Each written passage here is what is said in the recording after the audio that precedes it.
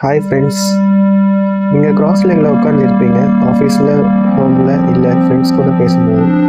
அது கம்ஃபர்டபுளாக தெரியும். ஆனால் உங்கள் பாடிக்கு இது லாங் டேர்மாக ப்ராப்ளம் ஆகும்னு தெரியுமா?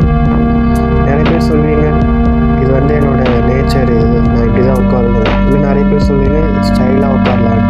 பட் அதோட பிக் ப்ராப்ளம் என்னன்னு சொல்லி நான் இந்த வீடியோவில் எக்ஸ்பிளைன் பண்ண போகிறேன். நான் உங்கள் இயன்முறை மருத்துவன் கார்த்திக் பேசுகிறேன். சிட்டிங் கிராஸ் லெக்கில் பண்ணும்போது நம்மளோட ஹிப் ஃப்ளெக்ஷன் ஆக, தென் இன்டர்னல் ரொட்டேஷனில் இருக்கும். மற்ற சைட் பார்த்திங்கன்னா அப்டெக்ஷன் அண்ட் எக்ஸ்டர்னல் ரொட்டேஷனில் இருக்கும். ஸோ இதனால் பார்த்திங்கன்னா நம்ம பெல்விக் டில்ட் ஆகும்.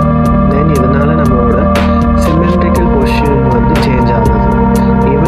ஈவன் நம்ம ஸ்பைன் லேட்டராக ஒன் சைடு பெண்ட் ஆகிற மாதிரி இருக்கும். ஸோ இது நம்ம போஸ்டரை ஒன் சைடு ஷிஃப்ட் பண்ணுது. ஸோ இது ரிசல்ட்டில் என்ன வரும்னு பார்த்தீங்கன்னா நம்மளோட பெல்விக் இன்பேலன்ஸ் அண்ட் ரொட்டேஷனில் இருக்குது.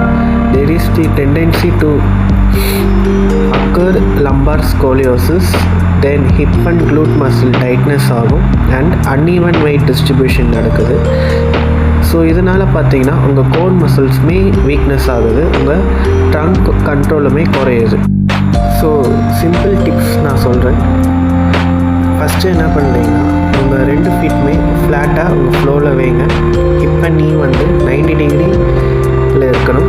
நெக்ஸ்ட்டு ஒரு 30 to 45 மினிட்ஸ் ஒன்ஸ் எழுந்து நின்று ஸ்ட்ரெச் பண்ணுங்க, மைல்டாக வாக் பண்ணுங்க.